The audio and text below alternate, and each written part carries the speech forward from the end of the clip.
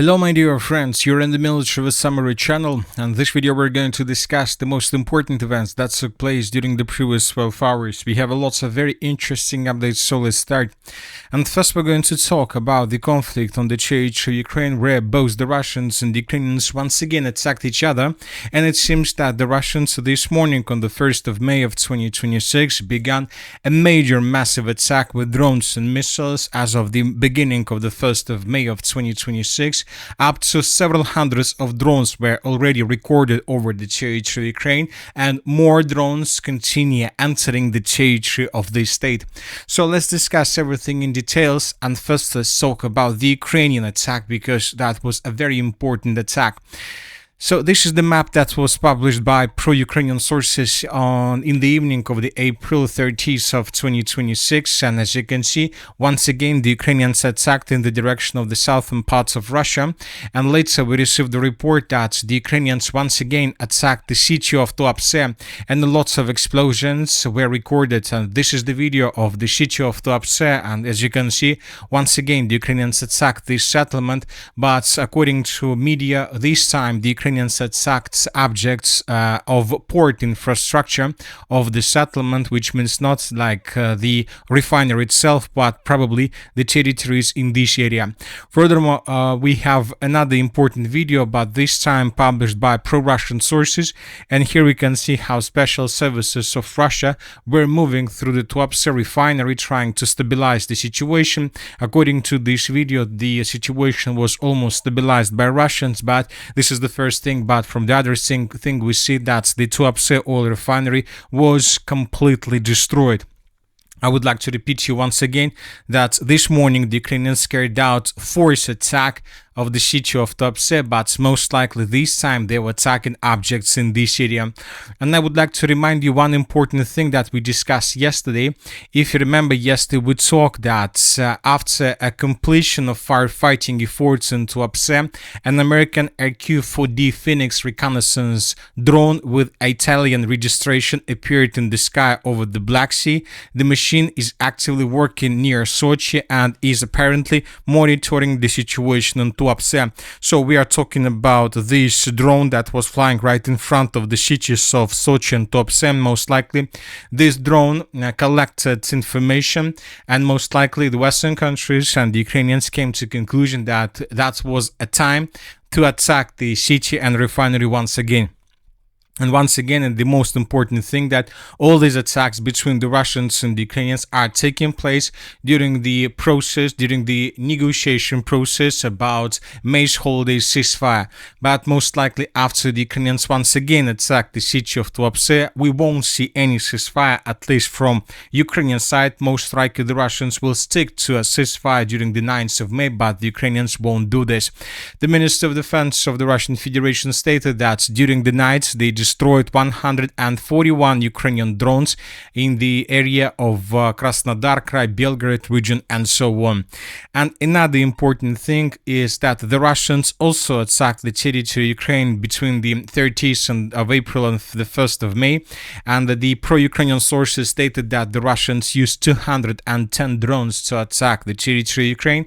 As of the morning of the 1st of May of 2026, we had reports that the Russians were attacking the city of Odessa, and we have lots of videos published from this area. Here we can see how Russian drones were flying over the settlement and how the Russians were attacking different objects on the territory of the city. And as you can see, according to this video, the overnight attack was one of the biggest attacks since the beginning of the special military operation.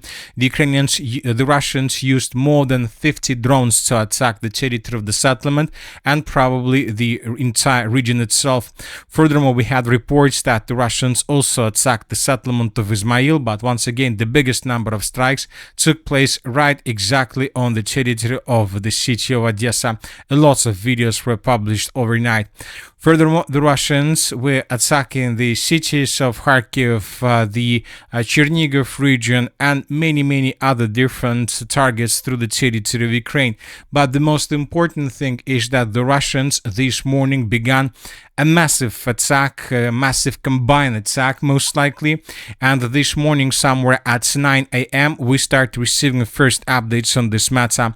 And here we can see the Russian drones entering the territory of Ukraine on the border, through the border between Sumy region and the Kursk region. Here we can see a very big wave of drones entering the territory of Ukraine. We see that the Russians, during the first hours of attack, were trying to create a corridor. As you may know, the Russians are using very interesting technology. They're using mesh network. It's a kind of modems. Every single drone has a mesh modem. And for example, the Russian drone, let's say in the most southwestern parts of this corridor, this one has connection with the mainland through every single drone between this position and the border itself. So these mesh drones connect to each other, and if a drone destroyed, then this drone could be easily replaced by another drone. So this is a mesh system that the Russians used, but the most important thing that if you use this way, this approach, you need to have always a corridor. So for example, this drone the Russians will not have access to this drone if the Ukrainians destroy drones, let's say along the border. Let's say if the Ukrainians destroy every single drone in this area, the drones in this area will not have a connection with the mainland. So this is a mesh system. I tried to explain you quite easy. Obviously everything is more complicated, but I believe that you understand what I'm trying to tell you. This is a mesh system, and this is a corridor, and the Russian drones somewhere by 10 a.m. and 40 minutes entered almost the central part of Ukraine, where they began concentration of a critical mass. And when the Russians finished the concentration of a critical mass in the central part of Ukraine, they, according to information we have, the Russian drones began moving in the direction of the city of Kiev. So this is the picture on the 11 a.m. So as you can see, a very big corridor between the central part of Ukraine and the border, and the connections with these drones the Russians support with mesh drones installed on every single drone in this batch.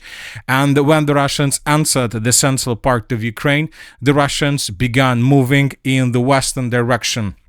And most likely at this point, the Russian drones received coordinates, and probably from these positions, the Russian drones began moving in the western direction completely without any connection with the Russian side, or maybe they began using connections with satellites, who knows. And somewhere at 12 p.m., we start receiving updates that the Russians launched another batch of drones, but this time from the area of Kherson and Crimea. Another important thing that we believed that the Russians have communication along Transnistrian border, so which means that as soon as these drones get the territory of Transnistria, they will be able to restore communication and restore connection with these number of drones, and then the Russians will proceed further and probably even in the western direction. So today we'll receive a lot of updates. It's just the beginning of this massive combined attack, and most likely the Russians are going to use maybe even 1,000 of drones and probably several, maybe 100 of missiles. This is going to be one of the biggest attacks, obviously, and this is something like retaliatory strike. Now, if you remember, we discussed this. The Ukrainians were attacking the cities of Tuapse and Perm, and today and these days we continue receiving updates about the situation in these regions. For example, this is the settlement of Perm. As we can see, the object of fuel infrastructure was almost completely destroyed. So the Russians began a massive attack, which means that we won't see any ceasefire during the May holidays, at least from the Ukrainian side. But who knows, maybe this is exactly what the Russians want. Now let's move further and let's discuss the situation along the line of combat contact. We have lots of very interesting updates, and this morning the most important updates are coming from the Volchansk direction. Probably it's already not the Volchansk but the Bely-Kolodezh direction, because the Russians of the group of forces north this morning stated that as a result of clashes, the Russians established complete control over the settlement of Pokolyane. If you remember, just yesterday, these days, we were talking a lot about the settlement, that there were very heavy clashes, and we expected that in coming days the Minister of Defense of the Russian Federation would confirm Russian control over the territory, and as we can see, this happened. The Russians, as a result of clashes, established complete control over the settlement of Pokolyane, and the Russians answered an operational space towards the settlement of Bely-Kolodezh. Very difficult to say how the Russians are planning to move further, because as you can see, there is a very big gap. We're talking about this territory without settlement. So the distance between the Volchansk agglomeration, so let's say from the settlement of Pokolyane towards first buildings of the settlement of Bely-Kolodezh, is more than 8 kilometers. And this is a very big distance, which means that the Russians most likely will not be able to move through these fields because they will be in the open space and the Ukrainian drones would attack them. So, but most likely the Russians will continue offensive operation in the direction of Bely-Kolodezh through this area. And during the previous days, we also received lots of updates that there were very heavy clashes in this area, especially for villages of Losovka, Sosnoy Bor and Shestirivka. The Russians most likely will try to establish complete control over these territories like this, and only from these positions the Russians will continue offensive operation in the eastern direction, trying to outflank the settlement of Bely-Kolodezh through these villages. So most likely we'll see something like this before the defenses of Bely-Kolodezh collapse, and then the Ukrainians most likely would retreat from this area and the Russians would attack the Ukrainians from behind. But obviously the Russians will try to improve their positions in this gap as well, but I'm not sure whether the Russians are able to get the city of Bely-Kolodezh from the north, let's say, to a minimal distance. Very difficult to see this situation, very difficult to project this. Now let's move further. During the previous 12 hours, we also received updates from the Konstantinovka direction. We have a very important video from the central part, this one. And in this video, we can see a Russian drone with documents, with lists, with instructions, suggesting the Ukrainians to surrender. In this video, we can see Russians launching these drones in the direction of the city of Konstantinovka, and in this very moment, we can see this drone flying over the northern parts of the settlement. The quality of the video is not very good, but here we can see these instructions that were dropped on positions of the armed forces of Ukraine, suggesting and proposing the Ukrainians to surrender or to fall back from this area without showing any resistance. This is a very important video because if you remember, something similar we saw probably 5 days or 6 days ago in the area of the settlement of Dovga Balka before the beginning of the Dovga Balka offensive operation. So this video was published on the 24th of April, and here we can see the same story. The Russians were dropping instructions on positions of the armed forces of Ukraine, suggesting them or proposing them to surrender. So and right after this thing happened, the Russians began their major offensive, and as a result of clashes, the Russians managed to improve their position significantly. So right now, the Russians are trying to do something similar. They propose the Ukrainians to surrender or not to show significant resistance, which means that the Russians most likely are preparing themselves before the beginning of another wave, the next wave of a major offensive operation in the direction of the central and northeastern parts of the city of Konstantinovka. If the Ukrainians listen to the Russians and retreat from this area or surrender, this can lead to complete collapse of the Konstantinovka defense belt, and the Russians will be able to take the settlement under control much faster than expected. A bit further to the north, we have reports from the settlement of Kramatorsk. This morning, the Russians destroyed a gas station in this area. This is another thing from the Russian side to destroy the Ukraine's logistic in this area and not allow the Ukrainian forces, vehicles, and even civilians to have access to fuel and so on. So the Russians are intensifying their offensive operation in the Konstantinovka direction, and most likely right after the end of May's holidays, we'll see significant developments on the ground, mainly from the Russian side. As for the Zaporozhye direction, if you remember these days, we discussed that so we stopped receiving anything from this area, but today several pro-Russian sources clarified the situation on the ground, and according to pro-Russian sources, the Ukrainians have almost recaptured the settlement of Primorsk, at least its northern parts and the central parts, and the Ukrainians managed to dig in deeper between the Russians' defense belts, between the settlements of Stepnogorsk and Kamenska. These are the changes on the ground in the central part of the western Zaporozhye direction, and this is the situation in the northwestern part.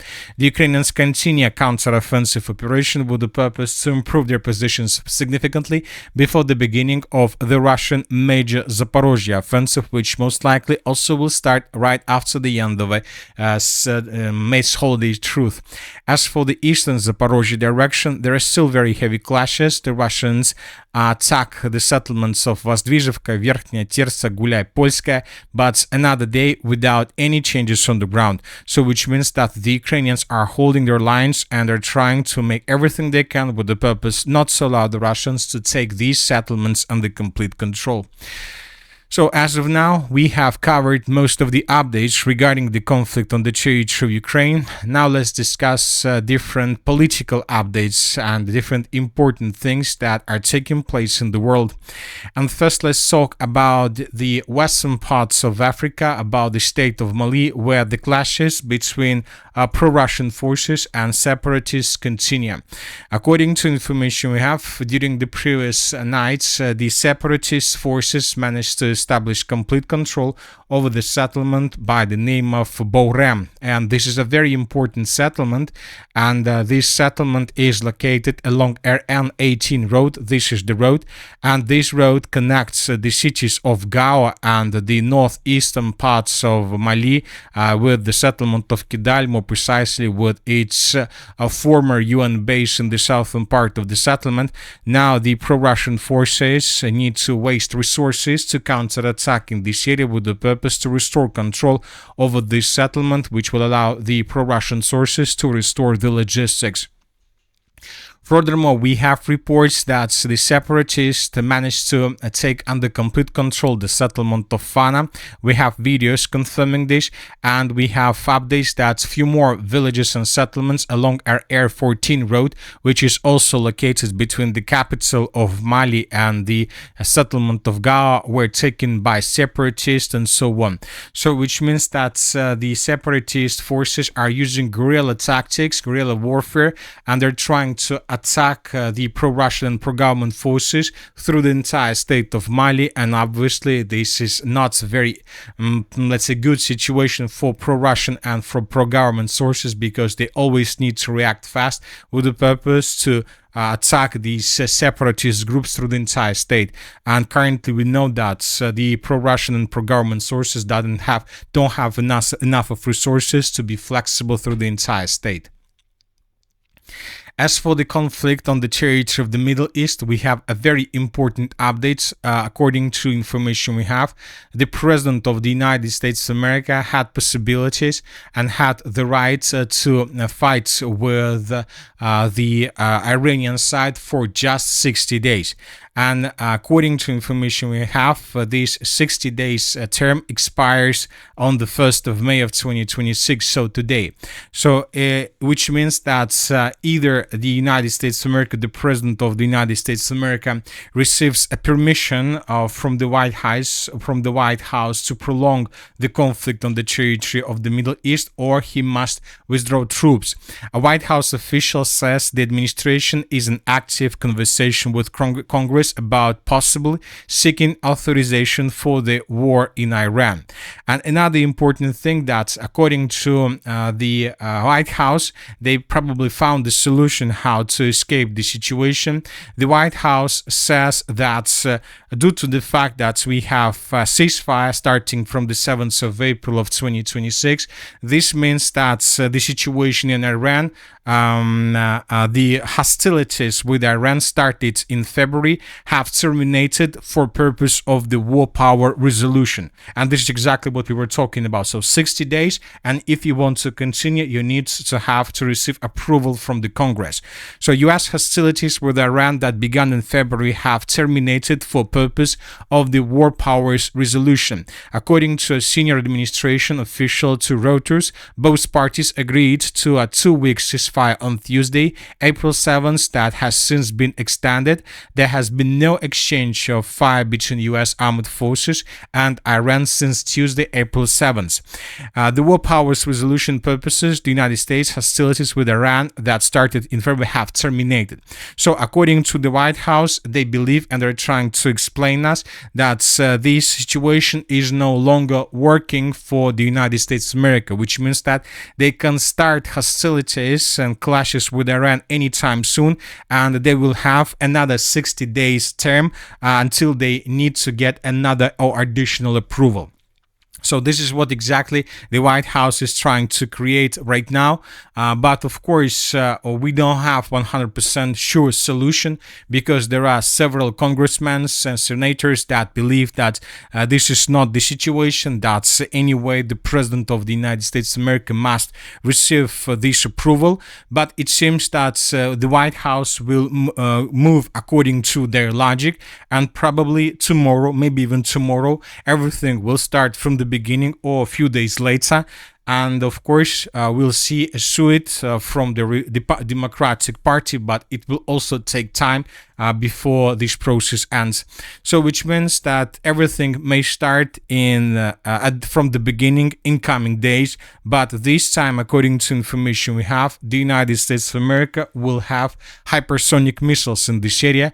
And most likely they will try to use these hypersonic missiles to test whether this is a workable solution and whether the United States of America can return everything back under their control. And that's it for the short video. The Military Summary channel reminds to condemn any violence in the world. Thank you for your watching. Subscribe to my channel, put your likes, join my Patreon, and have a good day. Bye-bye.